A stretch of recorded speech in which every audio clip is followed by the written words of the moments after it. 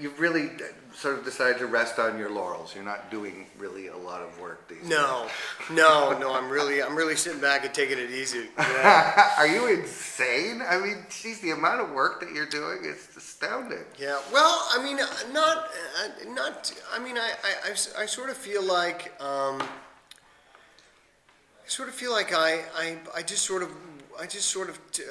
just sort of always looking to take on new challenges as they always come to me.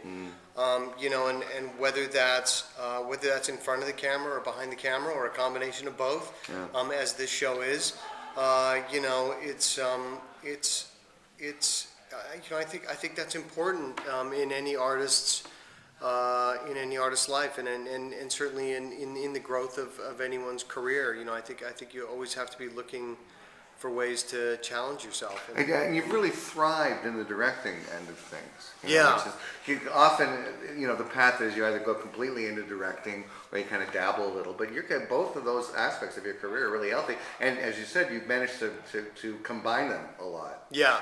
Which is a whole other discipline. Anytime I've talked to anybody who's done both and directed themselves, like in something that they're in, there's a real trick to sort of balancing, the macro vision and the micro vision. Right. Changing those hats. Yes. But you've done that a lot now, so I guess it's almost second nature to you. I do. Well, I mean, that's where I started. When I started directing, I guess it was 18 or 19 years ago on Beverly Hills 90210. That's how I started, was having to manage both of those things at the same time. So for me, it does come pretty easily, because that's really what I've been doing the whole time. And so when I do have the luxury of only directing or only acting, I really relish those. It really those is times. a luxury. It is, yeah, it really is, because I only get to I get to focus on one or the other. Because you have to. I mean, when you're in the moment as an actor, you kind of have to give up worrying about where this next shot's coming. Yeah. Where the camera is. It's nice. It's really nice. Yeah. I'm really enjoying just being here and just acting on the show, because I just have to wear the one hat. Yeah. It's Well, nice. but except you're directing one of the 4 episodes you're in. I am. You Yeah, can't stop, can you? Well, it's true. I mean, but I'm not directing till episode 9.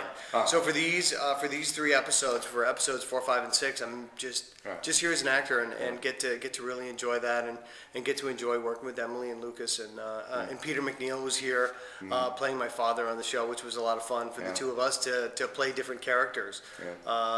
Even though we were playing father and son again, it was a lot of fun for the two of us. And again, this is a whole different thing from Fitz, which congratulations on that. Oh, thanks. Thank you. Show. Yeah, the show's doing really success. well. Yeah. Thank you. But there you're producing, directing, and acting. Yeah. There's at least you can take off one of your 3 hats. Yeah. And I guess it helps that these are like 12 episode seasons. Yes, it does, very much so. I mean, working in the cable in the cable auditorium, if you will, the seasons are much shorter, and it allows you a lot more latitude, because you can bounce around from one show to another and stuff, because the seasons are much. Especially when somebody's driven, as you apparently are.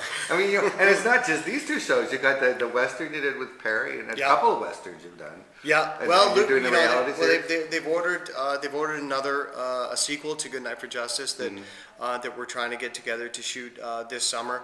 And I actually I found myself sitting around the first couple of months this year, and before all the snow went away in Calgary this year, I went and directed a romantic comedy, a Christmas movie in Calgary right before I came here. God forbid you should get a few months off. I know. It was. I don't know what the hell I was thinking, but it was. But that comedy turned out really well, and it was good. I'd never directed a romantic comedy before, and I really felt like I wanted to do that, and the script came to me, and it was a cute little movie, and I think it turned out really well. Amy Acker was my star, and she turned in a phenomenal performance, and I really got lucky with her.